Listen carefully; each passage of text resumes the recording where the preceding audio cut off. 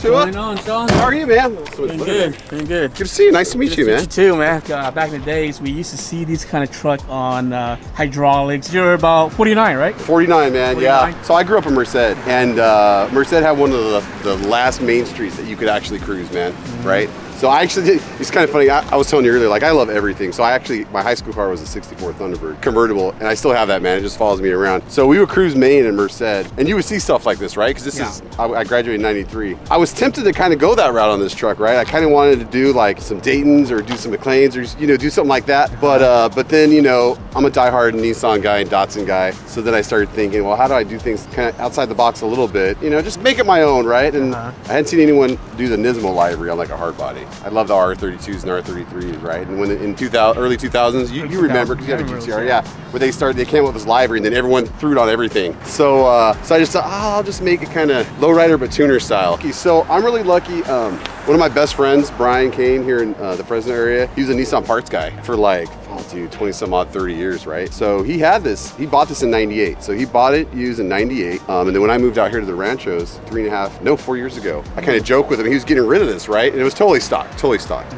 And who better to buy from than a Nissan parts guy, right? Yeah. Because he had all the stock parts, he had extras. I still have extras from Brian, thanks Brian. And so I told my wife, hey, we're moving up 5 acres.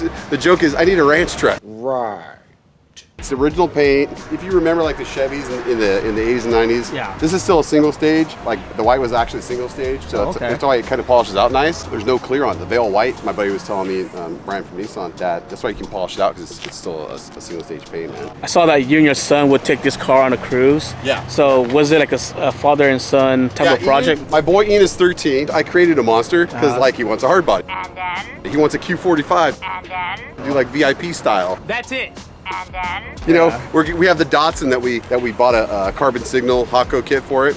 So we've got the fiberglass Hako front end and then the wide body for it. Yeah, I've kind of created a little bit of a car monster. So Ian helped me off and on quite a bit on this. Every year I go to Laguna Seca as a family. My family and I like to watch the races right before school starts. I'm a school teacher. I had just finished lowering the truck. Actually, I still had to tweak my driveway alignment. We were getting ready to go to town and I had this crazy header for 2 weeks, man. But I was still working on the truck. My wife was like, you need to go to the doctor. I'm like, no, I'm fine. We're still going out of town. And then we ended up going to the coast, and if you guys have seen my Beltec video, out of nowhere I had this brain bleed, a life-changing experience, right? I was on my way to the coast, we go to the hospital, they tell me I have a brain bleed. I wasn't sure if what was gonna happen, if I was gonna be there for the next day or not. And luckily I was very blessed. I went to Stanford, and by the grace of God, I came through an awake craniotomy, man. They cracked me open. I was talking cars the whole time too, which is pretty cool. Dude, where's my car?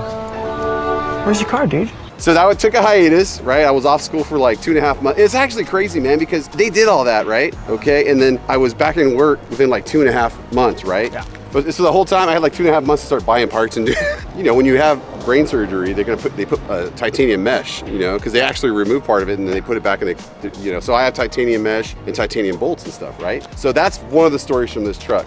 So I'm sitting there and I'm getting ready to order the exhaust. I knew I wanted to do a Gretty exhaust, but I was just gonna get the chrome one, right? Just the rev. I'm like, it's cheaper, man. But they were the place that I had ordered it from. It was this is after COVID and things are we're still having supply issues. But they had the titanium, right? And didn't click, man. Then it snowballed. I'm like, oh shoot, titanium. I'm like, dude, I have that in my head. I'm like, heck yeah, I gotta get the titanium. Yeah. So then if you look around, that's why you see titanium hardware in the truck. I tried to make sure it wasn't super cheesy, that I did a whole bunch, because I think when you get overboard, it does look kind of tacky. It was fun for me, right? It was fun for me to do all this titanium hardware. So that's where the titanium comes from. So this is actually an old school lip they still make. So people always ask me, what's that spoiler? So it's a street scene valence polyurethane, so it flexes up, which is good. Okay. And I've painted it. Gibson, my buddy, has painted it 3 times. But so actually that was a pain. That was a pain in the butt too, because they give you these bolts, they don't give you any instructions. And every truck's different, because I got a 30-some-year-old bumper on it, right? There was a lot of tweaking involved, and you have to make your own brackets. So I went and did brackets behind the parking lights. I have brackets that hold it up here, and you can't see. And then if you were to go underneath, don't do it, but there's titanium bolts holding it. You can't see it. Yeah. There's titanium, JDC titanium. They're back east. Or Midwest. So if you looked underneath and you got a little, crazy, you'd see, So on this bumper here, did you have to shorten it up and bring it back? No, it's all stock, man. It's all stock like that? Yeah, it's all totally stock chrome like that. This was a base model truck. So everything was black. So, you know, they make aftermarket grills and stuff. So I did aftermarket grill and then just some hella headlights. I didn't do anything crazy. I was able to get, you could still get NOS stuff. So I was able to find 2 NOS Nissan parking light lenses. Aesthetically wise, and the body was, I knew I wanted to do the Nismo livery. So I ended up buying the GTR stripe kit. I actually bought 2. It's kind of short because it's not meant for a truck, right? So I stretched it out by putting I thought, well, how am I gonna lay it out? So, because I wanted the you know, the checkerboard to be toward the rear fender. So I just thought, well, if I get a Nismo sticker and then incorporate it in the stripe. So that's actually why I put the, yeah, that's exactly. So that's exactly why I put the Nismo in there, so it would go back long enough. Help it out a little bit. Help it out, exactly, dude. You know, it was hard too because I kind of wanted that like mini truck vibe, like old school mini truck vibe. But so anyways, yeah, so I kind of like the chrome look. So there was like 3 things when I built this truck that I knew I wanted to keep. I think I said this in the Beltec video too, is I wanted to keep the bed liner, which is kind of funny, but I did. I wanted to keep the bed liner because it's the Nissan one. It was in pretty good shape. I wanted to keep the bumpers, especially the big rear bumper. I just thought it was cool, and I wanted to keep the bench. Like, those are my 3 Bs, man.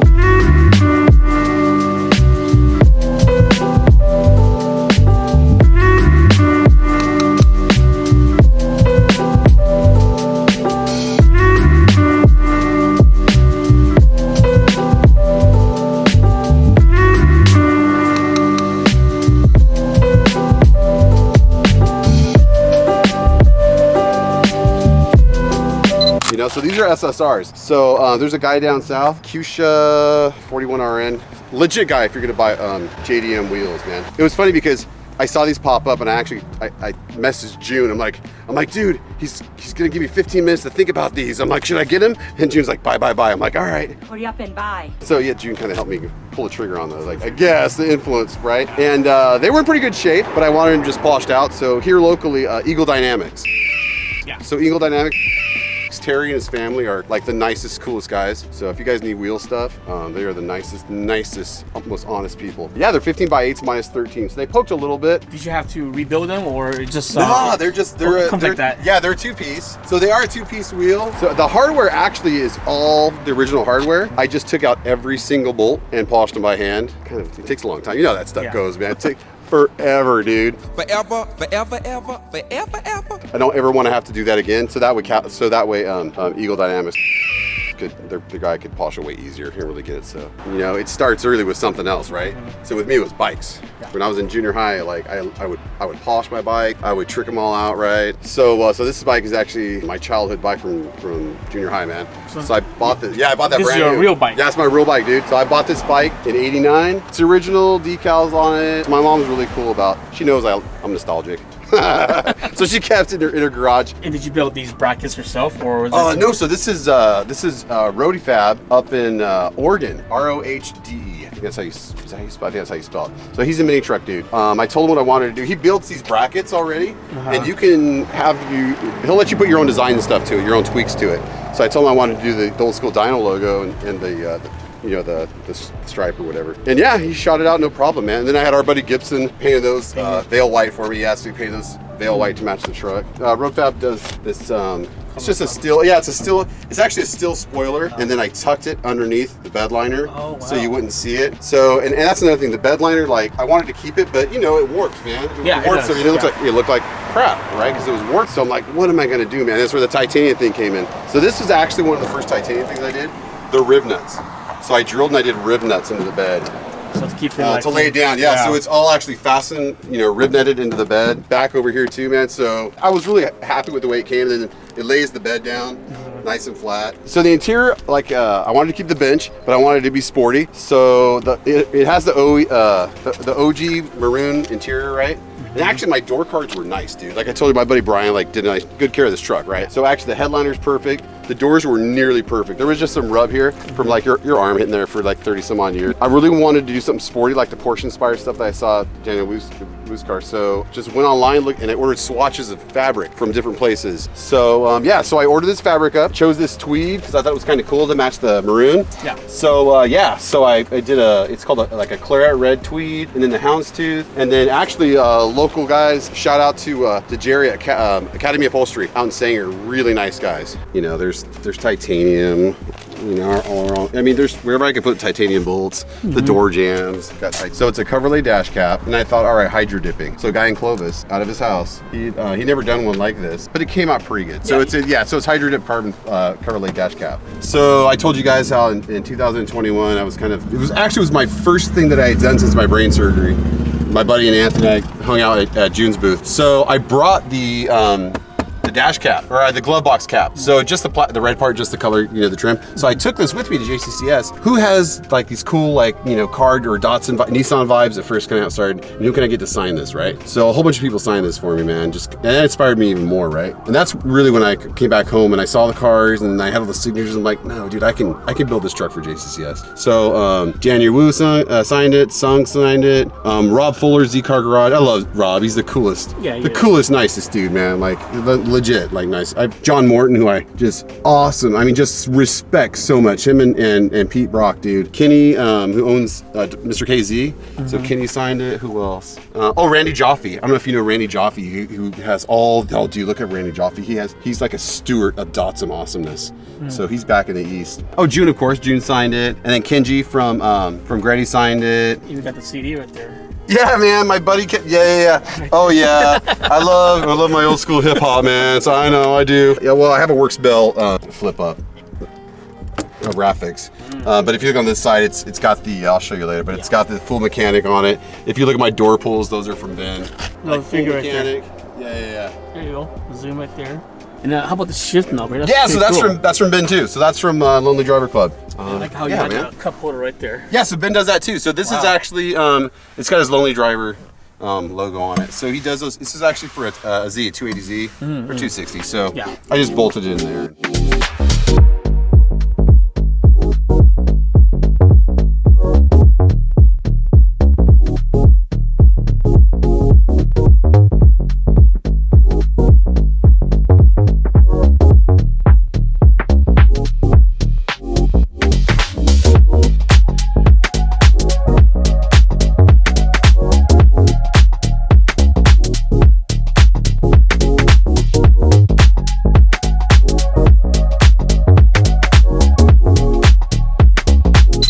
Wanted to keep it kind of clean. It's the original KA. I just cleaned it up. You know, I went crazy, cleaned everything. I tried to keep, you know, the titanium theme going on. I have a lot of shout out to Chasing Jays. But then my friends at Caliber, so Mikey and Steve and Matt over there, I wanted to do this one-off header, and we actually dynoed it just for fun. So they did, so and I wanted to make it, you know, easy swap on, swap off for every 2 years. You know what I'm saying? Funny, we put it on the dyno, and it does make like, I think 4 foot-pounds of torque. So people see that in the stock KA, like, is it turbo? I'm like, no, just, you know, we wanted to do something cool. So that is like the showpiece. This is the Juliet from Lonely Driver. So this is Ben's Juliet. Wow.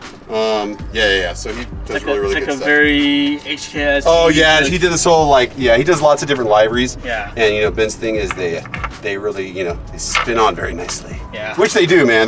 June gave me a Kaido House horn button. I'll show you real quick, man. In that green color of his wagon, right? Oh yeah. His OG wagon. So he gave that to me. So he gave me that horn button, and I was like, you know what? I'm like, I know it doesn't match, but that's part of the story, man. Like, I'm gonna ask June if it's cool if I paint my valve cover like his green. You know, just out of respect. I don't want to, you know. I'm like, hey man, you cool with that? And I messaged him, and he said, actually, yeah. He's like, but I have the leftover paint. He's like, do you want the leftover paint from when I shot the wagon?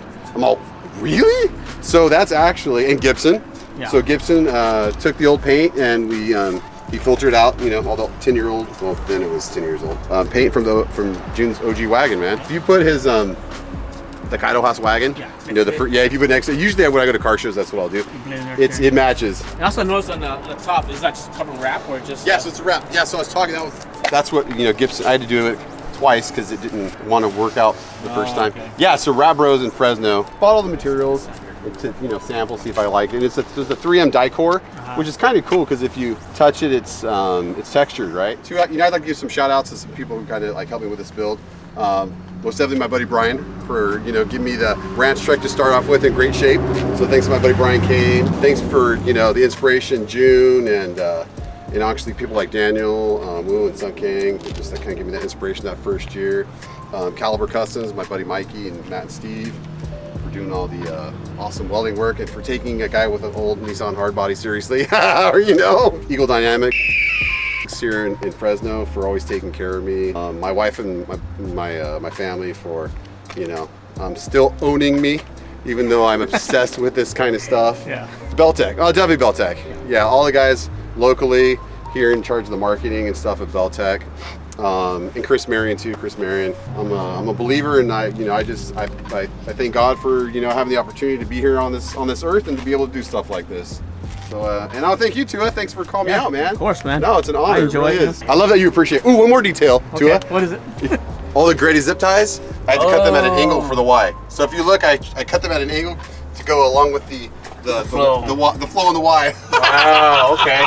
I know, dude. If you look at that, I'm like, yeah, There you know, go. the struggle is real, man. There's another wacky detail. Thanks for showing us that. I didn't notice that.